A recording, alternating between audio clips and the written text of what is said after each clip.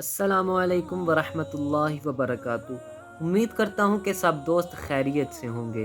تو دوستو، آج میں ایک واقعہ لے کر آیا ہوں جس کو میں آپ کے سامنے بیان کروں گا۔ ترکی کا ایک خلیفہ تھا، خلیفہ سلطان مراد۔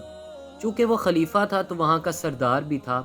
اس کا یہ معمول ہوا کرتا تھا کہ وہ روزانہ رات کو بیس بدل کر اپنے ریاست کے جتنے بھی لوگ تھے ان کا دکھ معلوم کیا کرتا تھا۔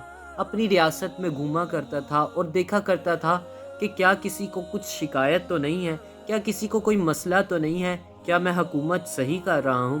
تو ایک دن اپنے معمول کے مطابق وہ اپنے خادم کے ساتھ وہ بیس بدل کر اپنی ریاست میں گشت کرنے لگا۔ چلتے چلتے وہ ایک سمندر کے پاس پہنچا۔ اس نے وہاں پر ایک شخص کو لیٹا ہوا دیکھا۔ جب وہ اس شخص کے پاس گیا، اس نے اس کو ہلایا تو اس کو معلوم ہوا کہ یہ شخص تو مرا ہوا ہے۔ اسے دیکھ کر یہ بڑا افسوس ہوا کہ یار، میری ریاست میں ایک شخص مرا ہوا ہے سمندر کے پاس، اور ریاست کے جو لوگ ہیں نہ وہ اس کے پاس آئے ہیں، نہ انہوں نے اس کو اٹھایا، نہ دفنایا، نہ اس کو کفن پہنایا ہے۔ یہ کیا ماجرا ہے؟ تو لہٰذا اس نے اپنے خادم سے کہا کہ اس کا پتہ معلوم کیا جائے کہ یہ شخص کون ہے، کہاں کا رہنے والا ہے، اور لوگوں نے اس کے ساتھ ایسا برتاؤ کیوں کیا ہے۔ تو لہٰذا رات گزر گئی، اس شخص کی بیوی کا پتہ چل گیا اور اس کے گھر کا پتہ چل گیا۔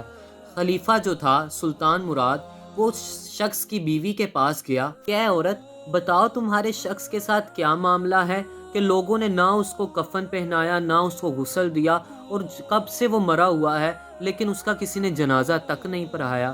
تو وہ آگے سے عورت کہنے لگی کہ یہ شخص جو ہے یہ میرا شوہر ہے۔ یہ شراب خانے جایا کرتا تھا اور وہاں سے کئی ڈھیروں بوتلیں جمع کر کے لایا کرتا تھا اور ان بوتلوں کو بہا دیا کرتا تھا، ان شراب کی بوتلوں کو ضائع کر دیا کرتا تھا، اور لوگ سمجھتے تھے کہ یہ شرابی ہے، اسی وجہ سے لوگوں نے اس کا جنازہ نہیں پڑھا۔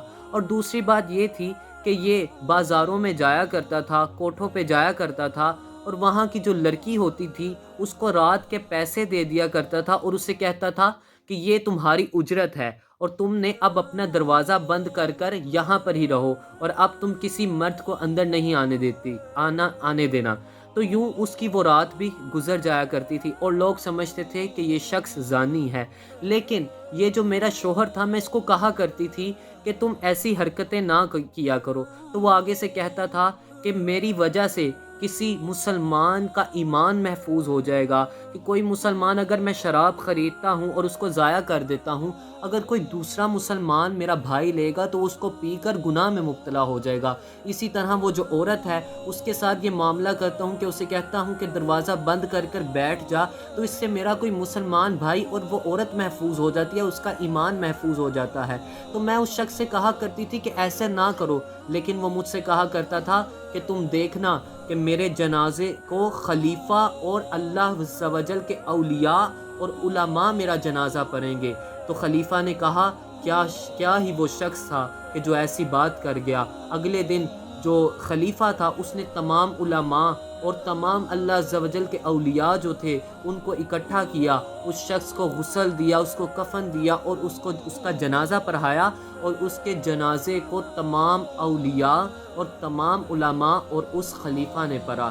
میرے دوستو، اس سے یہ ایک بات ثابت ہوتی ہے کہ ہم لوگوں کو دیکھ کر اپنے ذہنوں میں اب ان کی طرف پتہ نہیں کیا کیا باتیں بنانے لگ جاتے ہیں، اس کا ظاہر دیکھتے ہیں اور ہمارے دلوں میں اس کے بارے میں پتہ نہیں کیسا بغض پیدا ہو جاتا ہے، کیسی باتیں پیدا ہو جاتی ہیں، لیکن ہمیں یہ نہیں پتہ ہوتا کہ وہ شخص اندر سے کیسا ہے، اس کا باطن کیسا ہے۔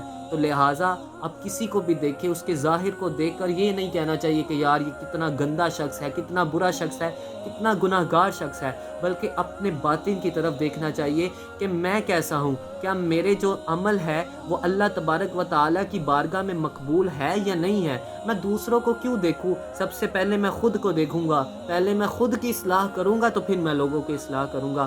امید کرتا ہوں کہ آپ کو یہ واقعہ اچھا لگا ہوگا۔ میرے چینل کو سبسکرائب بھی لازمی کیجیے گا اور بیل آئیکن کو بھی لازمی دبائیے گا تاکہ ہر نئی آنے والی ویڈیو آپ تک پہنچتی رہے، اور لائک لازمی کیجیے گا۔ السلام علیکم ورحمۃ اللہ۔